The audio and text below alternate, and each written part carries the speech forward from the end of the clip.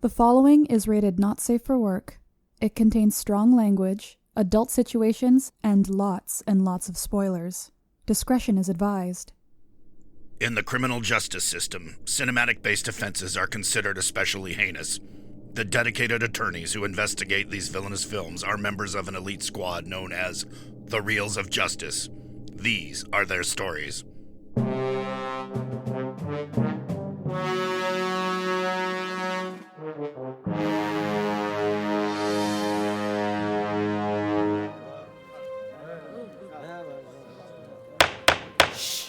Order, please, order. The Reels of Justice is now in session. Judge Big Ben Haslar is presiding. Will you all rise for the Honorable Judge Haslar? Be seated. Welcome to the Reels of Justice. Today we are hearing the case of the people versus Wonder Woman 1984, a 2020 superhero sequel about Diana Prince, an Amazonian demigod who must prevent the collapse of society when a wish-granting artifact falls into the hands of a social outcast and an abnormal businessman. Sorry, amoral. I read that wrong, but I'm going to keep it. For those of you unfamiliar with our court proceedings, we are here to determine if this film is guilty of being a bad movie. As always in this courtroom, films are to be considered excellent until proven awful, and the burden of proof lies upon the prosecution to prove beyond the shadow of a reasonable doubt that this film is guilty. Mr. Robb Maynard, you are appearing on behalf of the prosecution. You may begin your opening statement. Ladies and gentlemen of the court, Your Honor, I hope I'm qualified to speak about this film because I didn't see the previous 1,982 sequels. But here it goes. Ooh, you're on thin ice. It's no secret I'm not a fan of the first Wonder Woman film, particularly the third act. So when this sequel was announced, I kept my expectations optimistically low and prepared myself for another mediocre Wonder Woman film that the critics would universally praise despite its many shortcomings. So upon that crisp Christmas day, when the film was finally released to streaming on HBO Max... It was crisp, wasn't it? It was. I was not disappointed. It wasn't here. I was not disappointed to find myself disappointed. However, it was then that a strange and magical thing happened. A Christmas miracle, if you will, Your Honor. As it turned out, I wasn't the only person who realized the film was awful. Yes, many brave souls from all walks of life came forward to say, meh, this movie isn't very good. Heavenly choirs sang, church bells began ringing, a handful of angels subsequently got their wings. So nothing I have to say here today is likely to be too controversial. This film contains hackneyed villain tropes, predictable story arcs, and one of the most condescending, tone-deaf themes of any film made in recent memory. As of this recording, it is currently flip-flopping between a 59 and 60% critic rating on Rotten Tomatoes, meaning it's just teetering on the edge of being officially certified rotten. And I'm here to say that's being way too generous to this cinematic abomination. Thank you. Thank you, Mr. Maynard. And appearing on behalf of the defense, we have Miss Nicki from Trivial Theater. Please present your opening statement. Your Honor, looking good. Members of thank the prosecution, members of the jury, I am here to defend this movie. I'm not going to try and sell you on the fact that it's perfect, because for a large part of it, it's not. What I will attempt to do is to sell you on the merits that are inherent in this film. The points that make it worth a watch. The parts that will hopefully make you smile and see something more than a lot of reviews on Rotten Tomatoes have given credit for. This isn't a traditional superhero movie. Diana spends a good chunk of it out of uniform, where we learn about her struggles to live in a world but not part of that world. Her efforts to stay out of the limelight while protecting the populace. The climactic battle, which was more of a battle of wits than it was ever a battle of strength. The fact that the bad guy didn't have to be punched out or killed because he learned what he needed to learn through her guidance. She uses all of her resources, brains, strength, her lasso, and her tiara to win the day. And if that's not the sign of a well-rounded hero, I'm not sure what is. This movie lacks the cynicism that we expect from a lot of other DC properties. And I would like to say that I believe that's a big point in its favor. There is an emotional heart to this movie that some might see as goofy or not worthy to be in a comic book property. But I have to say that's as ridiculous as Steve Trevor in Parachute Pants. All right, thank you. Mr. Robb Maynard, present your first exhibit, please. Thank you, Your Honor. One of the first characters we're introduced to once we reach 1984 in this film is Barbara Minerva, played by Kristen Wiig. And she's an over-the-top, awkwardly mousy girl. Basically, Kristen Wiig doing her typical Kristen Wiig thing we've seen her do like a dozen times now. And despite the fact that she's clearly gorgeous, clearly just Kristen Wiig and some big glasses, everyone around her treats her like she's complete dirt. Now, during the course of the film, she ends up acquiring a wish stone, which is a stone that grants you wishes, Your Honor. And she wishes to be more like Diana, Wonder Woman. And suddenly, magically, everyone is attracted to her. Now, point of order, her appearance doesn't change. She's still just as hot before the wish as she is after. I think she does take off her glasses, but suddenly she's sex on legs, and men suddenly start catcalling her. You get it? Because she's Cheetah, so they catcall her. Oh. Now, I'm going to allow that joke. the point, though, is that has this nerd-turned-villain trope been done to death in comic movies by now? We saw it with Michelle Pfeiffer in Batman Returns, who was also already hot before her transformation. We saw it with Jim Carrey in Batman Forever, Uma Thurman in Batman and Robin. That franchise actually. Do you have precedent beyond the Batman movies? Yes, Your Honor. I mean, whatever last vestiges of this trope were remaining were completely wrung out by Jamie Foxx in Amazing Spider-Man 2. Yes. I mean, we get it. We should not give nerds any kind of power or respect because they will instantly turn comically evil. We get the message, Hollywood. You are almost out of order, sir. Nerds don't deserve nice things because they will always abuse them. That's why we have to keep nerds subjugated the way that we do. Stop Mr. Maynard, one more outburst like that out of you and I'll hold you in contempt. So that's my point, is that character is especially before she ever gets her powers is incredibly tropey. Might I interject here Please and do. say that you look at, there was a lot of 80s inspiration for this movie, obviously.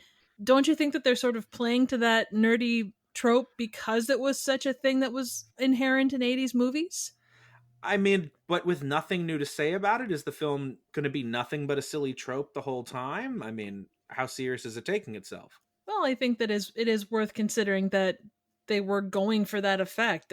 There's a lot of tropes that have come down through the ages, and they're just as strong then as they are now. You could say that about a lot of stuff. Okay, well, I'll let the jury think about whether this film is really just being a parody of 80s films, and that's why it sticks to those tropes. I didn't say parody. I said it was taking those things and using them. I said it was a parody. Homage. Those were my words.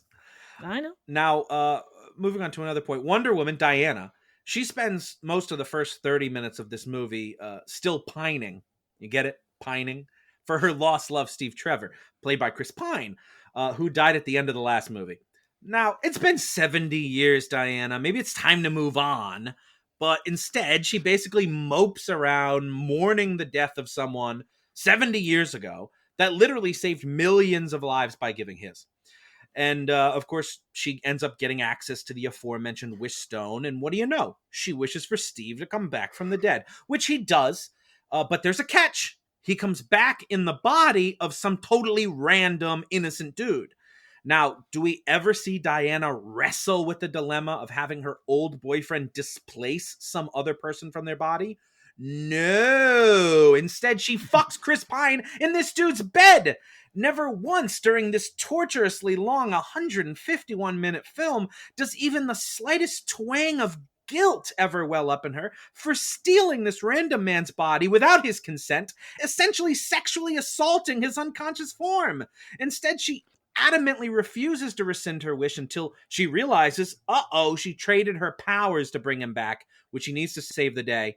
And thank God, because if the Witchstone hadn't provided some sort of negative consequence for this, she may have never undone her wish. Fair point. Nicki, would you care to rebuttal? I would like to say that being that Diana doesn't really live as part of the world, she keeps herself as isolated as possible. Without the distractions of other things, I can see how someone would focus in on that grief and not let it go. You allow anything to grow like that, it's not going to get smaller. And she doesn't just mourn his loss. She mourns the loss of all the people that she's kind of have gone before, knowing that they're going to lose or they're going to be lost over time because she is in some ways immortal in that respect. I mean, so I think what about him inhabiting that other person's body? And sexually assaulting him? I can't speak to that one way or the other. It's I wish they had not gone that route, and it is one of the film's downfalls that I cannot defend. Yeah, it was confusing to the court as well, because it seems the Wish Stone could provide anything up to including his original body. It didn't really add anything to the plot. Well, and Mr. Maynard? at that point, I will also add that we didn't, not knowing what the Dreamstone was when she made that wish, the way that he came back within the context of the story, she's not like she wished, to, have Steve back in his own body and not, hijacked by some, Hallmark actor. She actually That's why you need to have a team of lawyers make your wish for you. I won't blame Diana for how the wish went off, because she didn't know it would take some dude's body. But immediately when she meets Chris Pine, she realizes he's in someone's body. That should be the moment she goes, "Oh shit!" I stole someone's body. I will not disagree with you on that point, but having 70 or 67 years or how many years of built up sexual tension, I mean, they're probably going to get it on before any fucks are given about anything else. But this is our hero, right? This is our heroine, our hero. In what part does it mean that she's not human? We learn throughout. She even says, "This is the one thing that I want. I want you. I am fine not having anything else, but I want you." And, I'm not going along.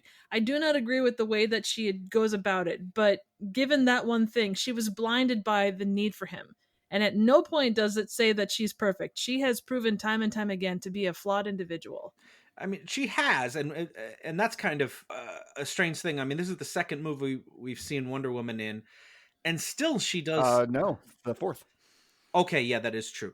But I would say you don't really see the flaws in the other two when she hangs out in the ensemble. She's pretty much just an ass kicker. Well, but honestly, do you see it in ensemble cast in DC EU movies? You really don't get that sense of individuality with any of them. Agreed, yeah. In theory, we see them as who they are, in that moment, but nothing more. There's not the time is given. And God knows, going back to the first movie, she makes a lot of dumbass decisions. Right. That's what I'm saying, is this is the second main Wonder Woman movie where we've seen her as sort of a naive, gullible fish out of water. Yeah, I don't think she's naive. I think that she knows what she wants, and that's you can't, if a person is a certain way, to some extent, if that's an inherent piece of who they are, they will continue to make some decisions based around those characteristics. I mean, let's not forget, she is the son of Ares. I'd like to remind you that this film is long enough to be two movies in and of itself. Mr. Maynard, your next point, please. I'll just briefly touch on, besides that being raised as very problematic by a lot of people. A lot of people have raised concerns about the depictions of the Egyptian character Amir Said bin Abydos, I believe that's his name, who is depicted as really kind of a terrible stereotype and not accurate either, right? I mean, because one, he's an emir, but there were no emirs in the 1980s in Egypt. Egypt was a democracy by the 80s. And, the last king had been deposed by the 1950s. And this guy is just totally obsessed with what he calls kicking heathens off his land. And his wish is to build this magical wall. And clearly it's just like a sort of desolated desert city. It actually, that's not what Egypt looked like in the 80s either. So a lot of concerns have been raised about just really sort of basically racist, anti-Arab depictions in this film that I think would otherwise be labeled as, sort of woke, one of those woke movies. But, here we are in our woke movie. We've already had a sexual assault, and now we've got anti-Arab depictions. I mean, it doesn't bode well for the wokeness of the film. Nicki? As far as the anti-Egyptian, I guess, stereotype, I can't really say a lot about it other than to say I definitely don't see this movie as woke, which was actually rather surprising. And as far as, I guess, Lord's character to me, when he comes into when he meets with the Aman, he strikes me as like the devil, whispers in his ear kind of a thing. So it's more that aspect of it. But as far as the stereotypical way that it's portrayed, I don't have a lot to say on that particular point. Yeah, no, I don't. There's not much to defend there. It's just, just a thing I want to bring up about the film. Do either of you know the origins of why this was put in the film? I don't know. I haven't heard anything in any interviews about, I don't think Patty Jenkins was like, well, I don't like Arabs. I just think maybe she didn't do her research, and it was lazy writing, right? And that's usually what those kind of stereotypical depictions of characters are. They're lazy writing. It's people who don't do their homework. But I'll move on to the topic. We brought up the character of Maxwell Lord, who is the amoral businessman that was aforementioned. Ben, he's not actually he's very normal. He's not abnormal at all. And he's admirably played by Pedro Pascal. I'll say that he's basically the only good part of this movie, in my opinion. And now Lord is super ambitious, but a total failure. And he has this son who gets all of 8 minutes of total screen time.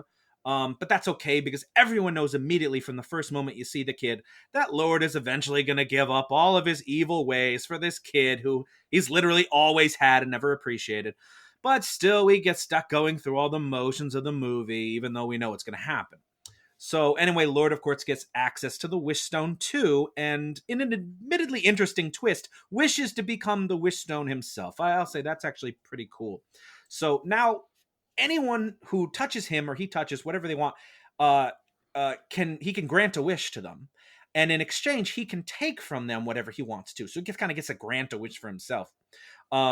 Like the Wish Stone is like the old monkey's paw trope, which is exactly how the movie explains it like 4 times. Diana Prince and the monkey's paw was the alternate title for this film. I would have liked that. So Lord ends up discovering this, by the climax of the film, discovering this global broadcasting system that, and I quote, bathes the landscape in a signal of particles that goes in and fiddles with any technology it touches. And he sort of latches onto, it touches, so I can grant wishes to anyone who sees this signal. And it's like, no, Pedro, it's a turn of phrase. It's figurative. It's like in this part case, of. It's not figurative, though. It is actually kind of the way it ends up working in that respect. Yeah. Well, despite the fact it doesn't make any fucking sense, yes, it does work. Okay, you're talking about a movie where there's a lasso of truth that can show truth to people or get the truth out of them.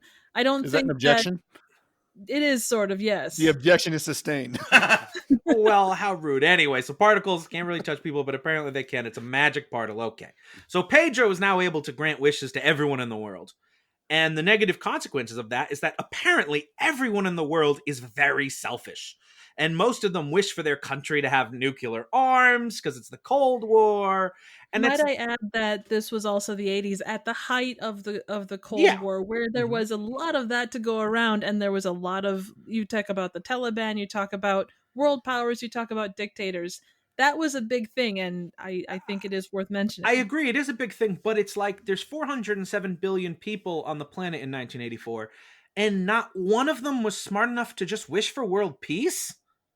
That would have taken a lot, though. Right? Like, rather than nuclear arms for my country, how about just we take everyone's nuclear arms away? That is a logical wish. I mean, no one wished for everyone else's wishes to be canceled? I mean, I might do that. I blew mine on a chili dog. I felt bad about it. Right. Your rebuttal, Miss Nicki?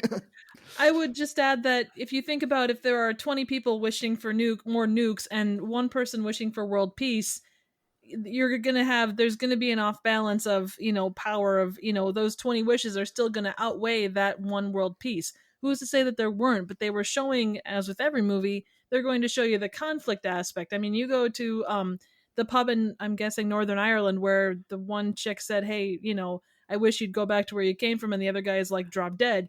You're going to have those smaller versions. They're showing you the most extreme versions of those particular instances. Because, I mean, to show 10, people saying, hey, I'd like world peace, that'd be a little boring. I mean, but wouldn't that be a nice sort of uplifting moment for the film, that there were good people out there wishing for something good? But there was a guy that wished for cows, and they ended up in the middle of the little courtyard thing at the Well, he wished for a farm, and it gave him cows. Well, there goes to show you, you got to be careful what you wish for. What you wish Classic monkey paw. Classic monkey paw. Gotta love that monkey paw. I mean, as far as like, if Magic the Gathering taught me anything, as long as the world peace is the thing added to the stack last, it gets priority. It resolves before everything else. But we don't know the world. We don't know the rules of that universe. And I will also add, we're talking about what is coming into the climax of this movie. If you had, someone wishing for world peace at that moment, it could have easily broken the tension that was building at that point, whether it was effective or not. Well, I mean, you mentioned the climax, and we can talk about the climax now. Lord is, of course, granting wishes to everyone around the world. And now he's like too powerful to stop or something. So Diana lassos him with her lasso of truth, which is now also able to show people the truth too.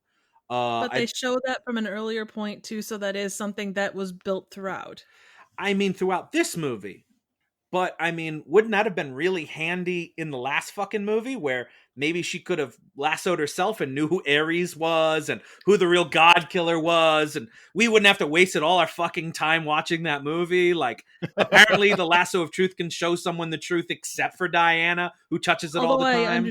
Although I understand what you're saying. You throw... There was already a sword and shield in the last movie. There was the god powers that she came up to at the end of the movie. To throw another thing into that, she has to be able to grow over time. Like, you look at the fact of the golden armor that she found, as she went along. To throw all your eggs in one basket, to have all that stuff out front. Even the throwing of the tiara, those are things that she learned with time. So I think to have another thing in the last movie, which, you have stated that you did not like, would have taken away from what was in this movie. I mean, to me, it was like throwing...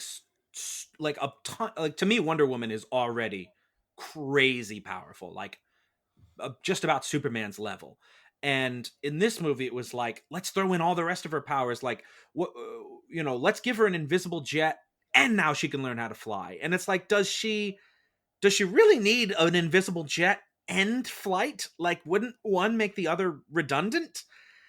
And could you not say that about the comics as well? Being that she has access to both? She does. Usually the ones I know where she flies, there's like the animated series I know she flies in because she doesn't have the jet. But I don't know if there's a universe where she has the jet and she flies. It just seems like she wouldn't need both. Like the invisible jet seems like a thing they gave her because she couldn't fly. And to be fair, she technically can't really fly in this. She sort of like lassos clouds and starts swinging like Spider-Man and then just falling with style like Buzz Lightyear. Although that's not how aerodynamics work.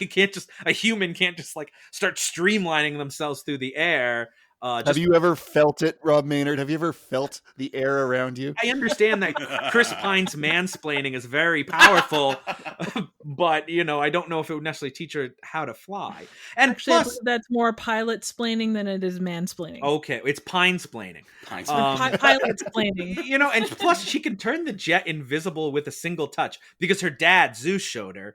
And it's like, that would have come in fucking handy like thousands of times up to this point, and you've only done it with a cup, and now this, like, in all this they could time, have done it in that big highway chase. Yeah, she could have made her sword in the first movie invisible when she snuck into that party. But given the way that, and again, I'm gonna go with the physics that has appeared in the past in these two movies.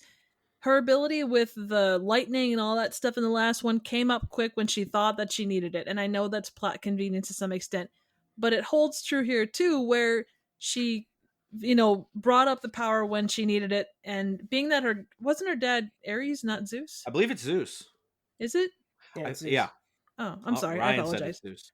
I trust Ryan. Well, there you go. Rodriguez is our resident film expert. Right, but I was going to say Ryan couldn't pronounce Godot in the last time we did this. So I don't Godot? It's true. I haven't said Godot correctly. I thought we buried this, but okay. No. Anything to jab at you a little bit. Order in the court. Miss Nicki, please continue. But given that these powers, she comes back to them when they're needed, and again, plot convenience aside, I think that comes into account too, being that it came up when it was needed. So I would say that about the invisibility. Okay, well, I didn't mind her lassoing lightning because that was actually pretty cool. It was pretty badass. Yes, yeah, you thought something okay was this? Hey, yeah, and anyway, so she bursts in, right, and she lassos your boy Maxwell Lord and transmits the truth to every person around the globe who were apparently wishing for people to drop dead and for nuclear arms. And chili dogs. And she delivers what has to be the cringiest, most excruciating sequence in film history. Diana looks directly into the camera and delivers this stupid, meandering, useless soliloquy. It actually succeeded in being more tone deaf and insincere than Gal Gadot's online video cover of Imagine. And that's quite a feat. It's some dumb shit about how all our wishes are costing us something and that we can only have the truth and we're not the only ones who have suffered, and imagine a world where everything was different. And I don't know. It apparently means we all just need to be happy with what we have and stop yearning for things we don't have. Like what a stirring message. Thank you, gorgeous, globally recognized actress with a net worth of $30 million. You've opened my eyes. I guess I'll learn to just be happy with what I have and not desire to improve my life in any manner. And what's worse is somehow this completely mind-numbing speech somehow works. Because not only does it make Maxwell Lord give up being the most powerful person on the planet and realize his son is the only thing that matters. Wow, who saw that coming? But it also makes 4.7 billion dipshits around the globe all renounce their wishes. Every single person individually opts to renounce their wish. The blind woman who wished for sight, she renounced her wish. The abused young girl who wished her father would stop hurting her every night, she renounced her wish. And the mother who wished for her terminally ill son to not have cancer anymore, yes, you got it, she renounced her wish too. Everyone individually renounced their wishes. Might I add in there that you're being a little cynical as far as the era. And I understand that good wishes go away as much as bad ones. But in that moment where the world is going to end, basically, if those wishes aren't renounced, I think you have to take that into play, because they were going to have to all bend over and kiss their asses goodbye if those wishes weren't renounced. And regarding the speech, yes, from our perspective, in this moment, it's cringy. But you take that back to what is essentially a Donner-esque 80s kind of inspired movie, that there was a heartfeltness to it, a lack of cynicism in that moment. And if that was going to be the only way to be able to stop him, because punching him wasn't going to do anything. Being that he had the wish stone as part of him, killing him was not necessarily going to do something. There had to be drastic action. And if that involved a cringy by our 2020 standard speech, then I say go for it. But this wasn't made in 1984. It was made in 2020. But it was made to replicate that and in that era. I mean, we didn't suffer through parachute pants and fucking fanny packs to be able to see that. Fanny packs are still cool. But my point is that the theme of the film seems to be something like wishes are inherently selfish and wrong and cheating. And I think there are such things as good wishes, things that are out of your actual control that you'd like to wish for, and they're not wrong to wish for. And this movie seems to have the argument that they're all shortcuts. Right? I mean, that's what the movie is trying to say. Like, all wishes are shortcuts, just like the shortcut Diana took in the opening Olympic sequence. They're all cheating. Like, that's supposed to be the point, right, movie? Right? Well, fuck you, movie. Fuck you very much. You can take that useless fucking message and shove it up your pretentious fucking ass. The prosecution rests. Show a doll. I think you need to show us where on the doll where this movie hurt you. It was in the heart. The prosecution is it bad to want things? Thank you, Mr. Maynard. So is it bad to want things, Miss Nicki? No, I don't believe so. But I believe that with every thing that you wish, it does show you that there are consequences, both good and bad. And the bigger the thing you ask for, the bigger the consequence is going to be. You have to give up something in order to get what you want. And I think that is truthful of most things. If you want to become famous on YouTube, you have to give up your privacy to some extent. Everything is balance. You're saying if I want my chili dog, I have to walk all the way to the kitchen and make it myself? No, yes, but you're going to get heart disease from it. It's going to give you heart disease. Your Honor, get off the chili dogs. Okay, do you have any evidence you would like to put forth?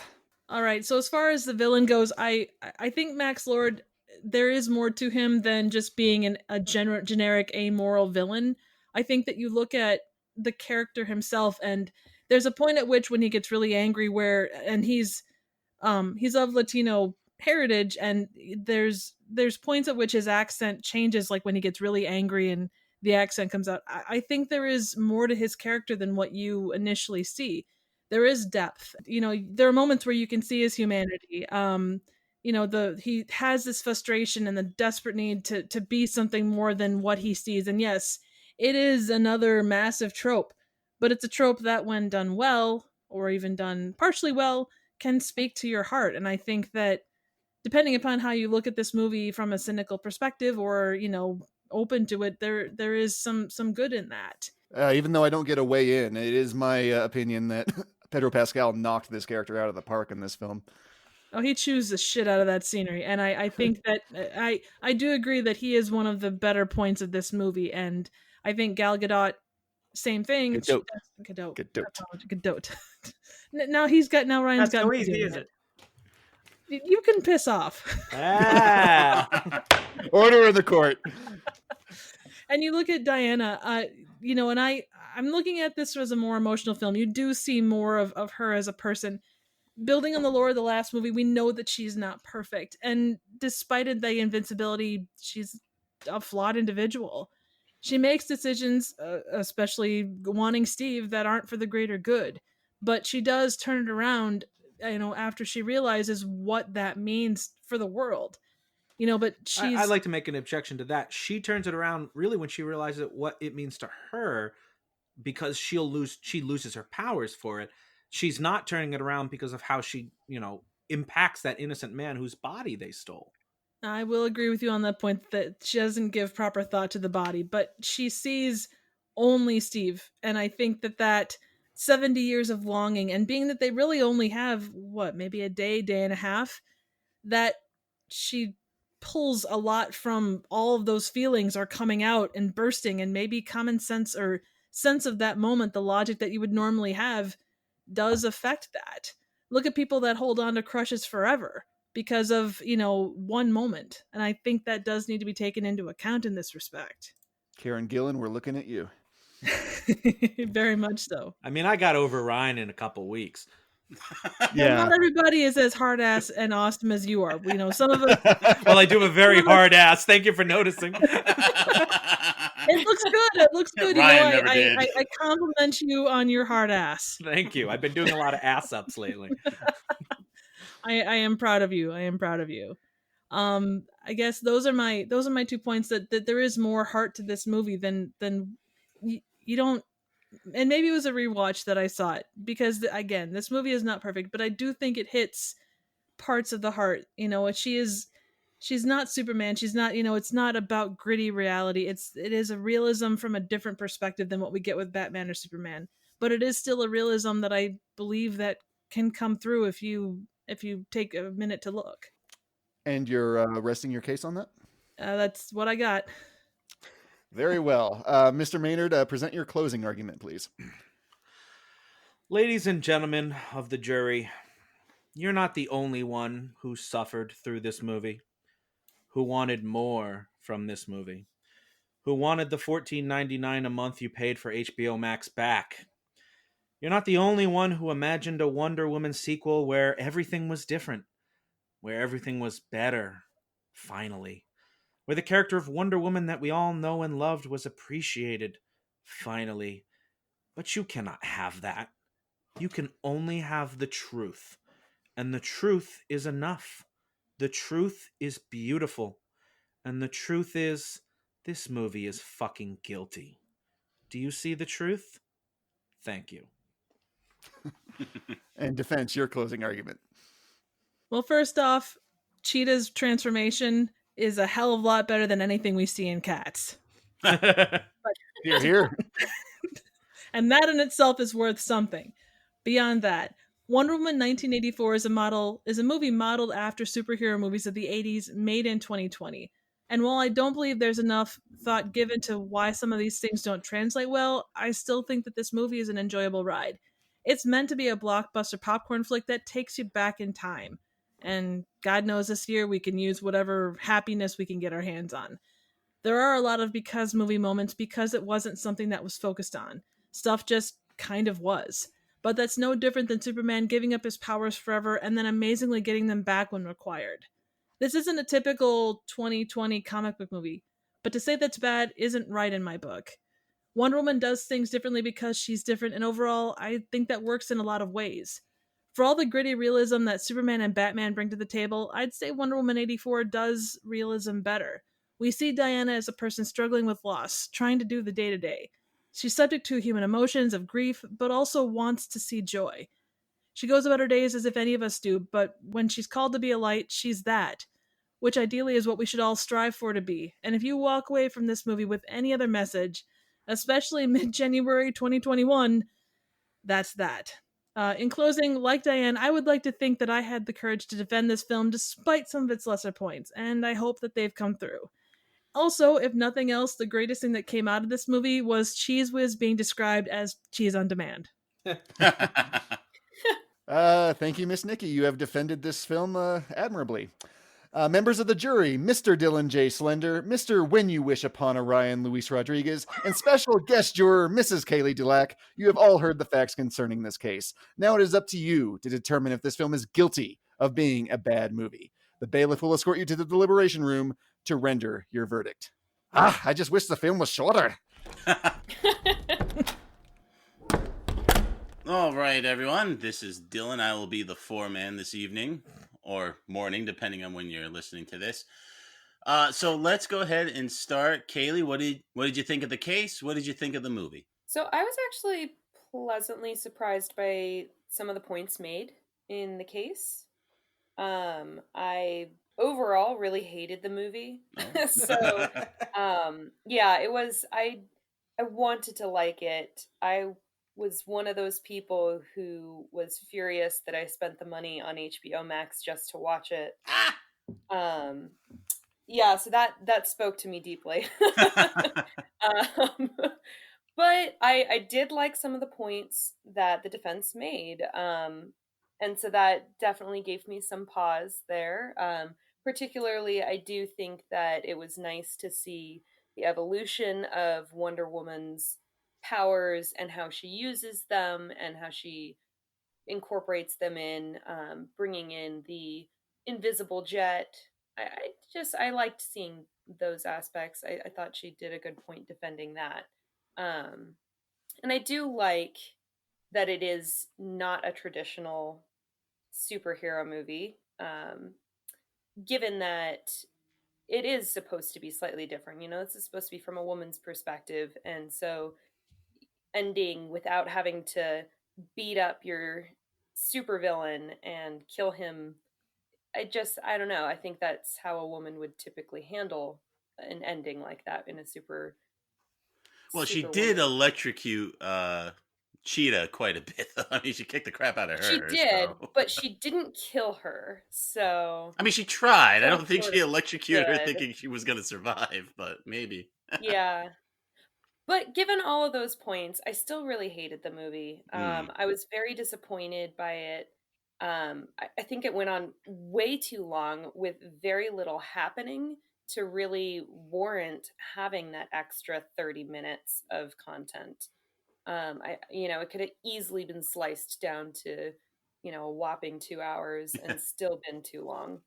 I thought it was really weird that, her old love Steve shows up in this other person's body, and it takes them, I didn't time it, but like 5 to 10 minutes to even mention the fact that he's in someone else's body. And they're like, sort of mention it in passing, like, oh yeah, this is just what's happening. It's like, well, I just feel like it warranted a little bit of an explanation, and that never happened.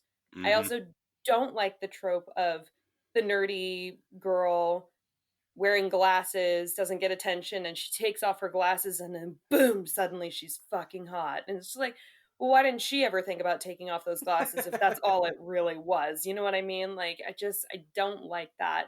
I did like to see, you could tell from the very beginning that she was going to turn evil. So I enjoyed seeing that to an extent. You should have called the movie She's All Cat. Oh, God. I thought it was so weird that she turned into a freaking cheetah at the end. It was the most bizarre thing. I was like, that's at that point, that's when I was like, this movie is just bad. I can't. Yeah, well, that's definitely a working backwards. Definitely working backwards, because they know they wanted Cheetah to be the villain. It's like, well, then how do we get Cheetah into this story? And there are easier ways to get into it, but yeah. Yeah, I would say there are easier ways for sure, but this was just, it was very, very it's like kind of packed in. So, Ryan, I'm sure you have some serious considerations and thoughts that you'd like to share with us today. Yes, I mean, I do not like this movie. I do not like it on a train. I do not like it on a plane.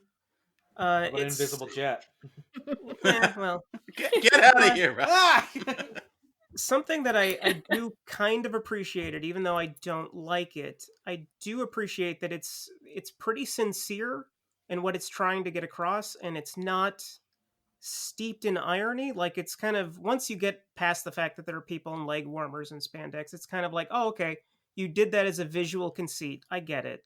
But like the movies from the 80s that it's kind of using the iconography of, I don't feel that it's Patty Jenkins being snarky, or that it's any of the writers being snarky, or any of the actors, really. I think that it's corny and it's goofy, but I think that it also kind of doesn't care that it is, and kind of actually maybe directed it in that way. So I think that the defense made plenty of good points that kind of put along this kind of the things that I appreciate about it. So when it comes to Wonder Woman, for me, I do like Wonder Woman, right? Like the Justice League animated series, she's such a badass in that. Like in the final episodes of season 2, there's basically a war with the Thanagarians, which are Hot Girls people, and she's just kicking butt in those 3 episodes. That's what she's doing, and it's awesome. I would have loved to have seen more of that on the screen, I suppose. Like, so that's my pitch for the next Wonder Woman movie, Wonder Woman versus Hawk Girl. I think would be awesome. So I would totally watch that. Oh yeah, but see, here's the thing though, it'd probably be bad though, because like the last couple Wonder Woman movies haven't been good.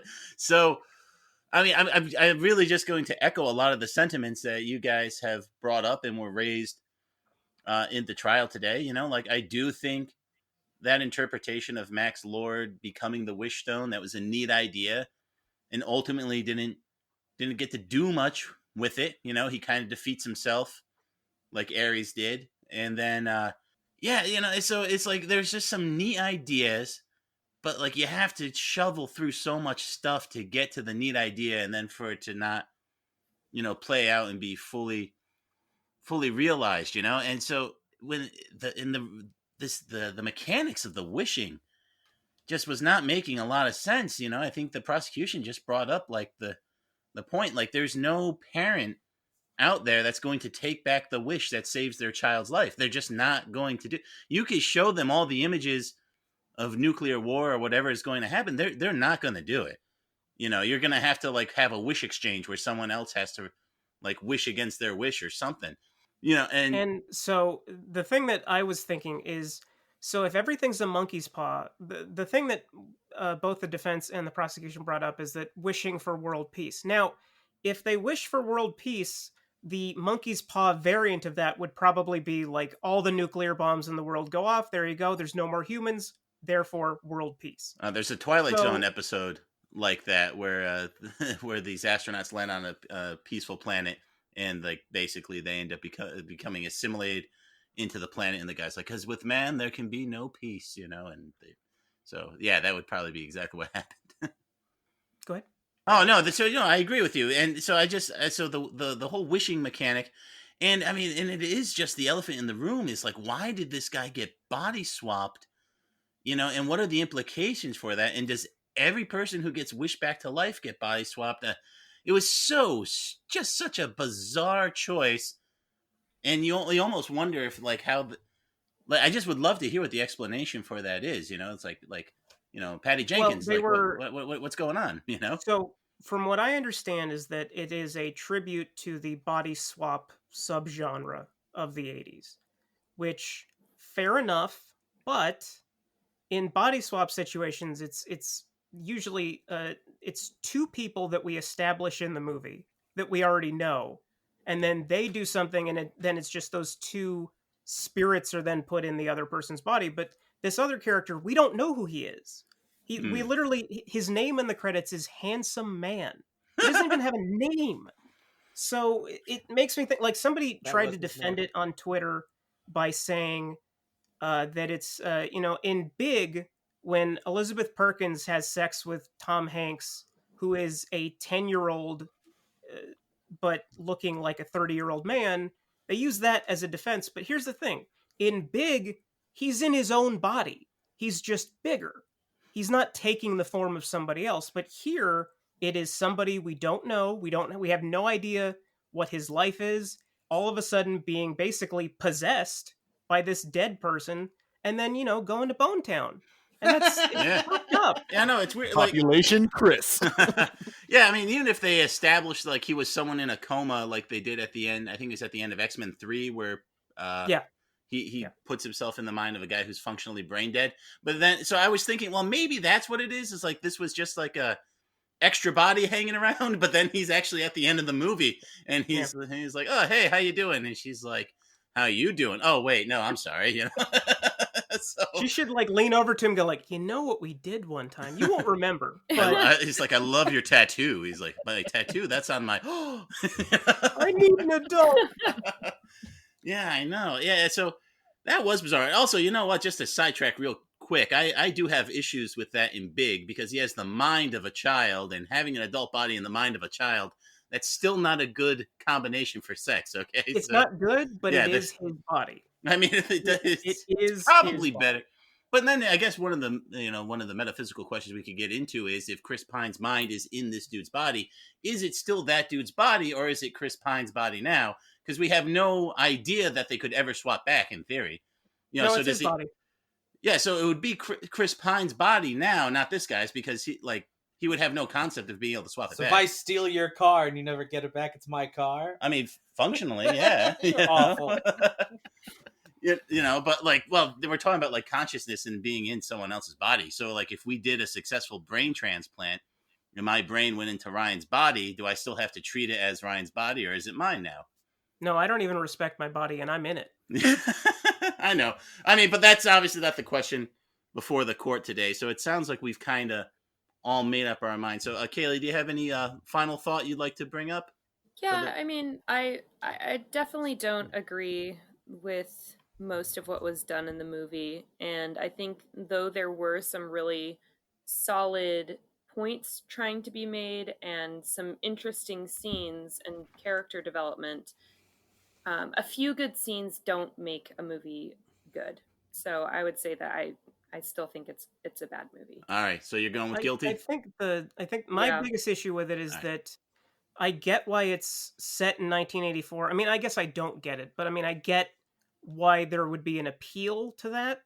But setting it in 1984 instead of the present day, it also invalidates the first movie in several points. Like the whole arc and the framing story of the first movie is that she really misses this guy that she hasn't seen since World War I. But now this movie presupposes that she has seen him before. So then when she writes the email in the first movie, when she said, "I haven't seen him in 90-something years," so she wasn't counting when she saw him again in 1984? It was a different body. That.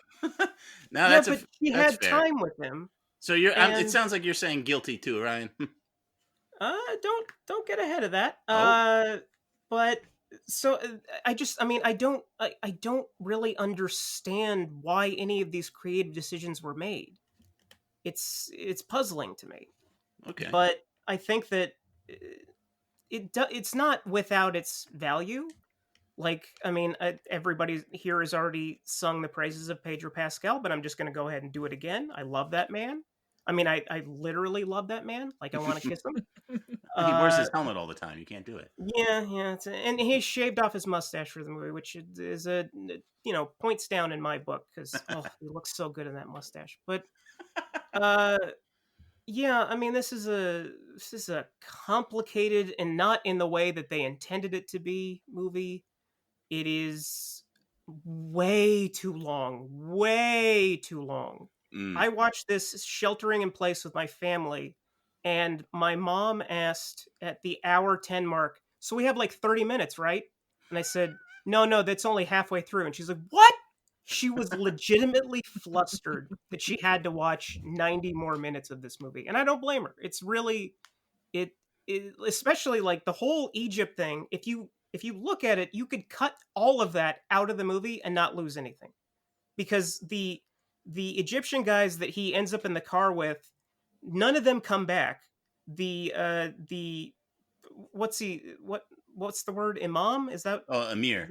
Amir, he really plays no other part, because then once the big magical wall is up, we never really go back to him, and then once it goes down, like, who cares? So they kind of went out of their way to do something that ended up being pretty racist, and even looking at it on its face, did not have to be in the movie at all.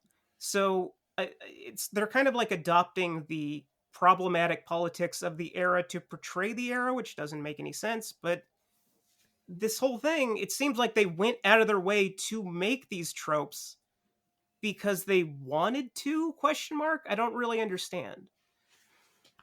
Yeah, I had trouble understanding how the tropes would come in. It's like, oh, because, we're doing the 80s thing, but oh no, now we're doing the superhero thing, and we're serious. And like, it seemed a little schizophrenic at sometimes.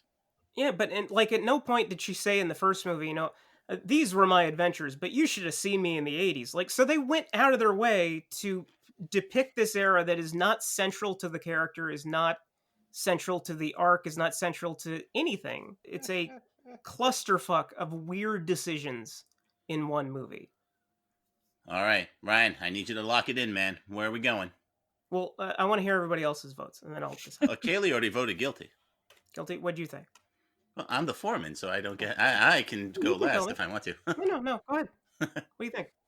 No, I'll be voting guilty for sure. There's just it's too long. There's too many problems, and at the end of the day, it's just not interesting enough. I mean, the only thing you think about are all the problems with the mechanics in the universe. You don't actually think about anything that the movie's like giving you. So it falls flat. It slips off the mind unless you're just like agonizing over how wish particles work.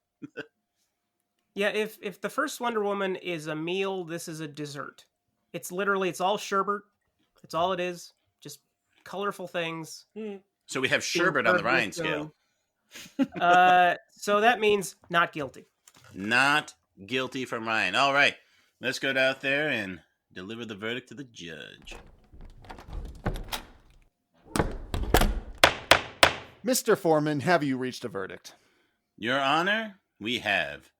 In the case of The People versus Wonder Woman 1984, we find the defendant guilty of all charges. Hell yeah! Order, Mr. Maynard. The verdict is so rendered. As punishment, I want a 1,000-word essay on the ickiness of body-swapping sex from both Patty Jenkins, Chris Pine, and Gal Gadot on my desk in the morning. Court is adjourned. I'm glad you're not making me do it, but if I do, can I do it in Cheese Whiz? Absolutely. This is Amanda Hug and Kiss reporting to you live from the Outside the Reels of Justice. Mr. Maynard, would you care to share your thoughts on the jury's verdict? I thought that the case went very well. I'm glad I could air my grievances with the film, and that it was basically received and echoed by everyone except for that one juror who definitely just gave a pity vote. The film makes a lot of mistakes, and the few things that it does that were cool, there wasn't enough of it. Like I liked Kristen Wiig when she became Cheetah, but then she's only on screen for like 10 minutes. So I think the right verdict was rendered and justice was served. Hell yeah! Uh-huh. Thank you. And here comes Nicki. Excuse me, could we get your word on how you feel about today's verdict? Certainly. There wasn't much hope. There was a fool's hope. And most of that fool's hope came from Mr. Maynard, so... Wait, what? I don't know. Apologies. There wasn't much hope. There was a fool's hope. I did the best I could with what was in front of me. But, like the 80s, parachute pants and fanny packs, there are things that should have stayed there in this movie. Good chunks of this movie probably should have been part of that. Thank you very much. That's all we have from the courthouse today. Let's go back to the studio for post-trial analysis. Hug and Kiss, out! Well, that was a fun one. That was a good one. I had fun. I enjoyed that one. Love talking about Wonder Woman movies. And Nicki, thank you so much for coming back and joining us for your second subsequent Wonder Woman film. You were here defending the first one. last time. We'll see you when that Snyder cut comes out, huh? Oh God. We're No, we're definitely doing gonna that do one. aren't we? We're Oh, gonna make God. Ryan watch that one. I know. We're Good. gonna Make tie him make down it to like it. the blinders, like or Yes. the things like they did Clockwork in Orange. yes, thank you very That's what much. we're gonna Ludovico do. me. I gotta tell you, this one was hard to defend. Like, I went in, I watched it twice, and I watched as many reviews and stuff as I could to get perspectives and all that good stuff to make sure I wasn't that what I had written down made sense. But God, I was so middle of the road on this one. It was genuinely hard to defend the stuff that you brought up. It was like the body swapping thing was just like, okay, we've got ghost rape. That's awesome. Oh God. Well, I wanted to ask because we gave you your choice of, do you want to No, I defend know. or prosecute that? And then Ryan was like, she wants to defend it. And we're all go, no! I know. I don't believe I said it in such a tone, but I did that's cool. He relay did. that information. It was like that. I remember. I honestly really wanted to try and see if I could defend it because, like, with what I do on my channel, it's a lot of like movies that are genuinely thought of as just bad. And I really wanted to try my hand at finding the things, I guess, to test my mettle as far as finding things that were good about it.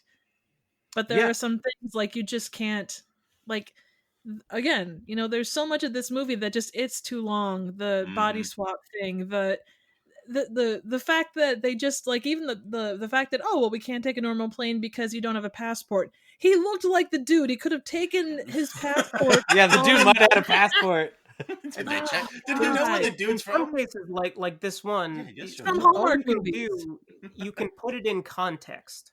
I don't know that you can defend it, but you can do what you did, which is explain how these tropes and how these kind of story points do reflect the period that it's in. Like they actually made a movie that is supposed to feel like it came from the 80s in addition to taking place in the 80s. But it really didn't even cover that. I mean, you had the background and unlike and Captain Marvel aside, it wasn't like a thing of, oh look, here's 90s stuff. They didn't do that, but it was almost too much the other way where there wasn't enough acknowledgement of it being the 80s. It didn't need to be. I mean, the Cold War added a bit, but like there's always been nuclear arms since after that, so they could have put it at any point in time. And the thing that bothered me too when they announced it was 84, it's like, okay, well, we know she lives because we know she's in Batman versus Superman and Justice League.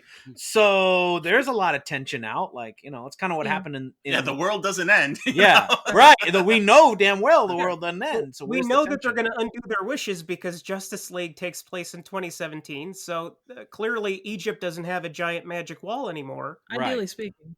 I mean, what was Bruce Wayne's wish? I mean, like, wouldn't he have seen something? There was a meme going around that he wished his parents back to life, but then when he realized they took over somebody else's body, he immediately renounced the wish.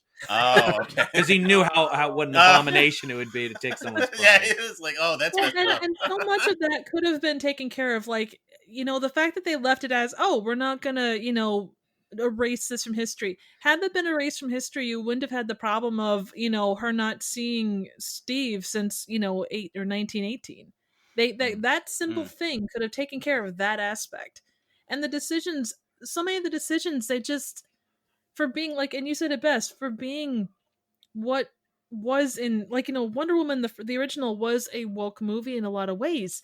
This movie didn't have that, and it was so weird to not have any elements of that. Like, it was almost the exact opposite of that. And going back to the 80s or not, it's still, why was that not there? Yeah, remember in the first movie, there's that character Samir, who I believe is Arab, and he's not treated stereotypically or anything. He's completely like a three-dimensional character, and they just totally undo that in this film. So, screw you, Gal Gadot. You $30 million. No. Fuck her Imagine video. Fuck her. That, yes. Fuck her. That hard. Fuck it into next year because that was awful. That's her. I can. This is the start of the year, so that's 2022 we're talking about. Well, so as long we as all agree. Fuck you, Gal Gadot. We all agree. Now, Nicki, you mentioned your channel. Tell us more about what you've been doing on your channel. So I focus on reviewing, like giving synopses and reviewing, I guess what I would call random, obscure, or straight up bad movies. So, ones that may not be well known or ones that are traditionally considered bad.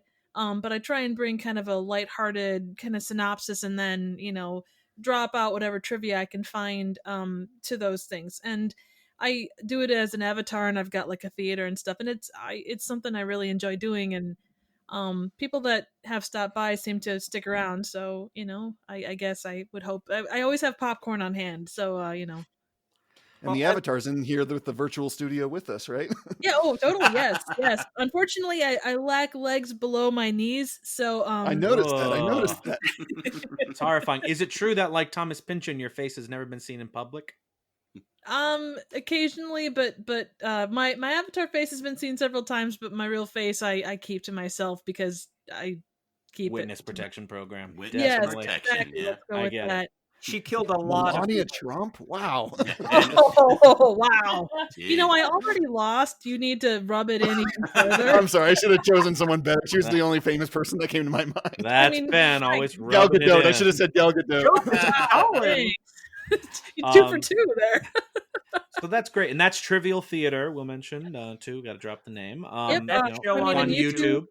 Yep, at just youtube.com/trivial theater. It's normal spelling, American spelling on theater, not other English spelling where it's RE, not the fancy version, because I don't review fancy things. So And the most recent one you did is Super Mario Brothers. Right? yeah, it was a collab, so it was more kind of a Mystery Science Theater 3000 riff type of a thing. But I'll have several new ones coming up here over the course of the next month, and then from there pretty consistently. So one or two. I recommend Wonder Woman 1984.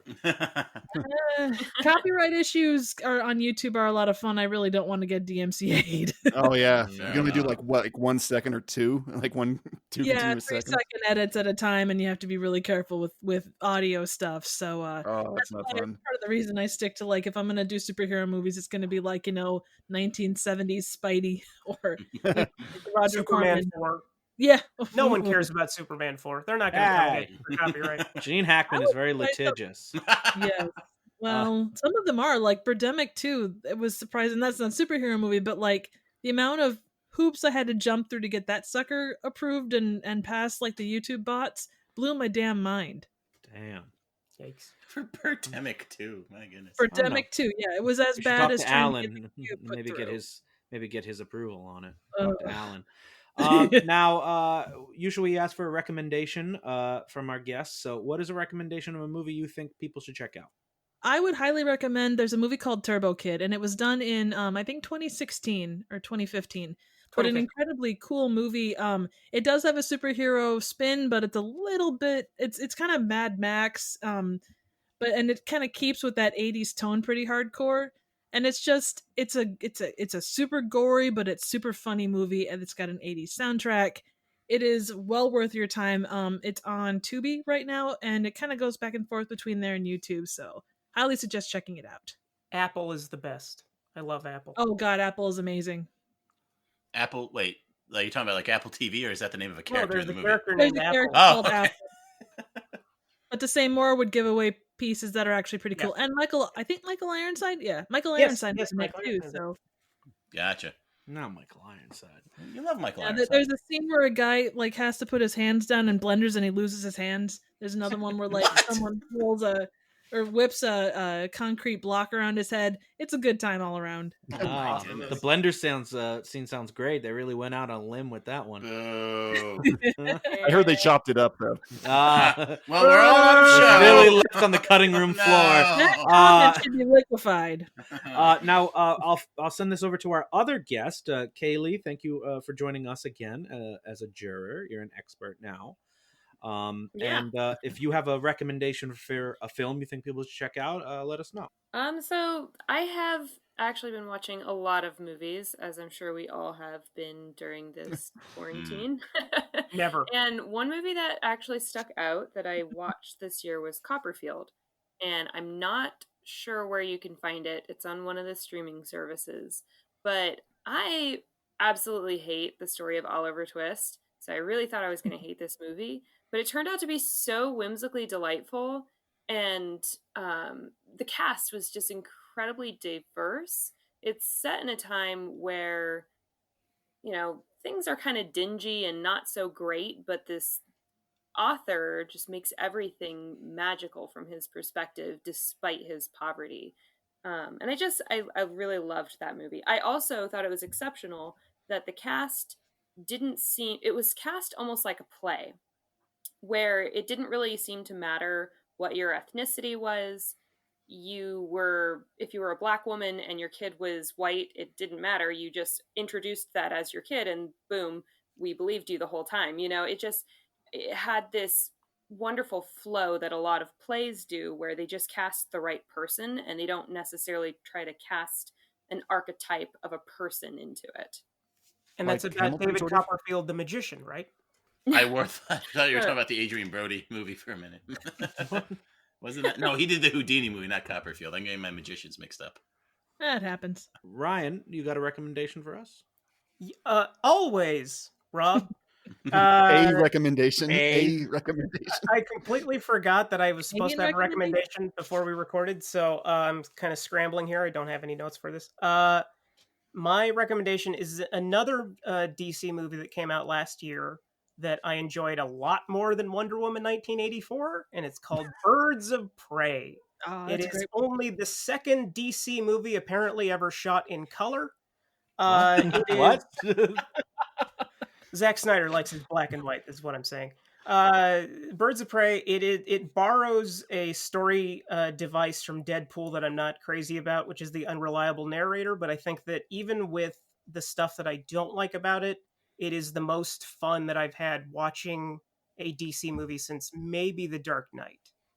And it is, it's irreverent, it's, as I said before, it's colorful, it is gleefully profane and violent as fuck. And if you want to see it, it's on HBO Max. I think that was the does last bring movie up- I saw in theaters before they shut theaters down. It's one of the last ones I saw in the theaters as well. Oh, I saw Sonic. I did too. Beat by one. I did too. Same. And I am very upset about it. Mine was the That does- Terminator one, with the new one with Arnie. That was good. Dark Fate. I like that one. That does bring up an interesting point. I noticed on Wonder Woman, and I think the same was as Birds of Prey. Was the DC, like the grand opening that they do, was that on Birds of Prey? Because I know it wasn't on Wonder Woman, and I don't know why. The new one, the CGI logo thing. Yeah, kind of looks like the beginning of I Justice. don't think it was on Birds of Prey simply because it was not for kids, but maybe. I don't remember. I haven't seen it actually since it came out in theaters, but that's a very good question. I do not.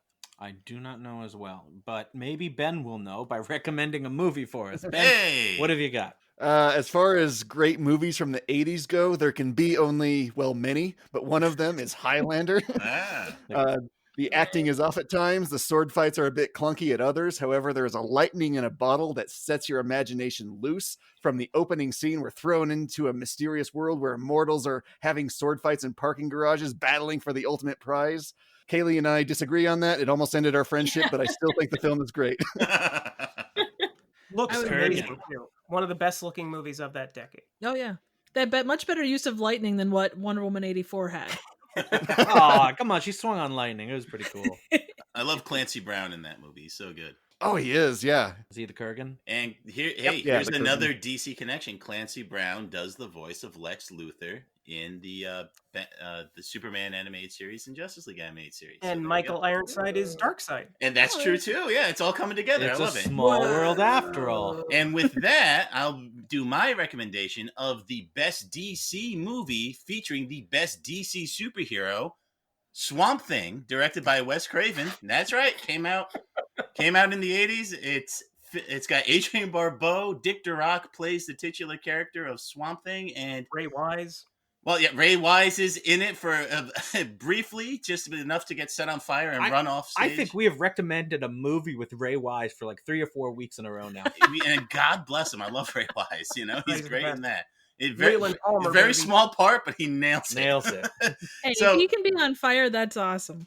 Yeah, and his name escapes me unfortunately, but the guy who plays Dr. Arcane in that is very good. He gives just dripping with melodrama. He gives like this really, really neat speech at the end, and then he drinks a potion and turns into this terrible wolf monster with the most ridiculous costume. And yeah, a lot of fun. Watch that movie, Swamp Thing. Directed by Wes Craven. Directed by Wes Craven, yes. Dylan's favorite Wes Craven film. It is my favorite Wes Craven film, that's true. More than I'll stand Vampire by in it. Brooklyn? Especially more than Vampire in Brooklyn, but only by a little bit, though. So let's see. It's me last, and since I spent the whole movie Best for last. bashing a female superhero, I'll make up for it by recommending a movie with a female superhero, and that is 2018's Fast Color. Ooh, nice. Awesome. Very good movie. Very great movie. You can see it. Again, female superhero. She has seizures that cause earthquakes. And then, of course, when the government finds out, they quickly chase after her, and she's kind of on the lam. And then there's a great redemption arc with her mother. And so it just, watch that instead of watching Wonder Woman 1984. Fast Color. Amen. 2018. Is it yellow? Is that the Fast Color? Well, she's black. I think that's the... Oh, it's that kind of color. Oh, okay. We'll edit that out. Don't worry. No, keep that in. That's what you think. Definitely keep that in. And with that, then thank you, Nicki, so much for coming back and joining us. We'd love to have you again when the next Wonder Woman movie comes out, or sooner, perhaps. Maybe sooner. Maybe sooner. I appreciate that. Yeah, I don't want to wait 4 years. Oh, Don't forget Kaylee. I hope it's that long. I was just about to get to Kaylee, Ben. All right. Keep your britches on. This is not my first Please keep your britches rodeo. on. And thank you, Kaylee, for coming and being a guest juror who's much more competent than Ben would have been. For sure. And providing your expertise. And we hope to have you back on as well. And with that, we are all out of show. But we hope you'll join us next time as the reels of justice keep turning. Do you always say it like that? Yeah. Oh, okay. Bye-bye.